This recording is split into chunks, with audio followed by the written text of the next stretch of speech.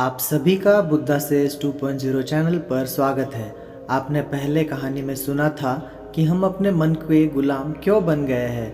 अब आप इस कहानी में सुनेंगे कि हम अपने मन को अपना गुलाम कैसे बना सकते हैं, अपने मन को कैसे काबू में कर सकते हैं और अपने मन को कैसे नियंत्रित कर सकते हैं। इस प्रश्न का उत्तर इस लाइफ चेंजिंग कहानी में है, इसलिए कहानी को अंत तक ज़रूर सुनिए। तो चलिए कहानी को शुरू करते हैं। दोस्तों, हमारा मन हमसे सिर्फ बुरे काम ही नहीं करवाता, बल्कि यह आपसे अच्छे काम भी करवाता है। मैं आपको एक उदाहरण देकर समझाता हूँ।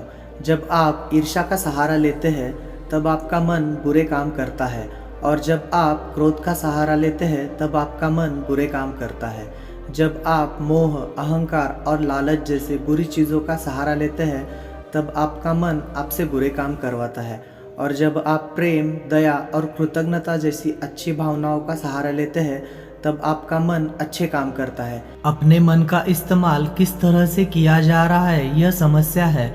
गौतम बुद्ध ने जागरूकता को इतना महत्वपूर्ण इसलिए बताया है क्योंकि जागरूकता के द्वारा ही अपने मन को नियंत्रित कर सकते हैं। मन को नियंत्रित करने का मतलब यह नहीं है कि आपके मन में नेगेटिव विचार आने ही बंद हो जाए। मन को नियंत्रित करने का सही मतलब यह है कि आपका कोई भी विचार आपको विचलित न कर पाए। विचलित होने का अर्थ सिर्फ परेशान होना नहीं है, बल्कि खुश होना भी होता है। बहुत ज़्यादा खुश होना समस्या नहीं है, परंतु उस खुशी में कोई निर्णय लेना समस्या है। उदाहरण दे तो किसी से कोई वादा कर देना। ठीक उसी प्रकार बहुत ज़्यादा दुख होना समस्या नहीं है, बल्कि इस दुख के कारण कोई निर्णय लेना समस्या है। इसका उदाहरण दे तो आत्महत्या करना। अगर आप पूरे जागरूकता के साथ यह देख पाए कि सुख और दुख इन दोनों की अति में कोई भी निर्णय लेना दुख और पीड़ा को जन्म देता है, तो आप आंख बंद करके सुख के पीछे नहीं भागेंगे, और अगर आप सुख के पीछे नहीं भागेंगे तो दुख आपके पीछे नहीं भागेगा, क्योंकि ज़्यादातर लोग जिसे सुख समझते हैं वह दुख की परछाई है। अब लोग इस बात का यह अर्थ निकाल लेंगे कि हमें सुख का आनंद नहीं लेना चाहिए, जबकि यह निष्कर्ष बिल्कुल गलत है। अगर आप सुख और दुख इन दोनों की अति में कोई निष्कर्ष नहीं निकालते हैं तो आप वही रहते हैं जहां आपको रहना चाहिए, मध्य बिंदु पर, जिसकी बात हर बार गौतम बुद्ध कहते हैं। मैं आपको मन के बारे में एक खास बात बताता हूँ।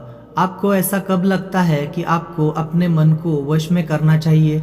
मैं आपको बताता हूँ, जब आप वो काम कर रहे होते हैं जो काम करना आपके लिए सही नहीं होता है, तब आपको महसूस होता है कि आपको अपने मन को वश में करना चाहिए, मगर आप वो काम फिर भी करे जाते हैं क्योंकि आपको उस काम को करने में मज़ा आता है।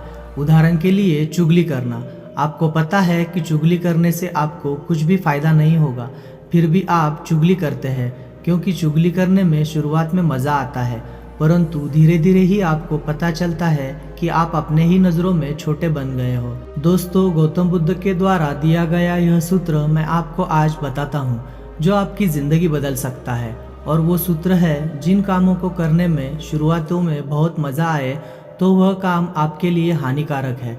उदाहरण के तौर पर फनी और गंदे वीडियो देखना, वेब सीरीज़ देखना, जंक फूड खाना और सुबह देर से उठना इत्यादि। और जिन कामों को शुरुआती में करने में कम मज़ा आता है या बोरियत महसूस होती है, वो काम आपका जीवन बदल सकता है।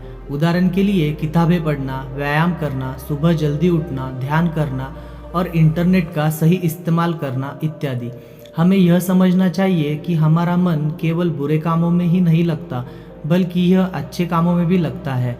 फ़र्क सिर्फ इतना है कि बुरे कामों में यह जल्दी लग जाता है, क्योंकि बुरे काम करते वक्त शुरुआती में मज़ा आता है, और अच्छे कामों में यह देर से लगता है, क्योंकि अच्छे कामों में मज़ा देर से मिलता है। इसलिए मज़े के पीछे न भागे, बल्कि सही काम के पीछे भागे। सफलता आपको निश्चित मिलेगी। तो दोस्तों, आज की यह गौतम बुद्ध की कहानी आपको पसंद आई हो तो नीचे कमेंट बॉक्स में ज़रूर लिखें, और चैनल पर पहली बार आए हो तो चैनल को सब्सक्राइब ज़रूर करें। उसके साथ ही इस कहानी को अपने दोस्तों के साथ शेयर करना ना भूलें। दोस्तों, आज के इस कहानी में सिर्फ इतना ही। दोस्तों, हम आपसे फिर से मिलेंगे ऐसे ही एक लाइफ चेंजिंग वीडियो के साथ। तब तक के लिए आप जहाँ भी रहिए खुश रहिए और खुशियाँ बांटते रहिए। तब तक के लिए धन्यवाद।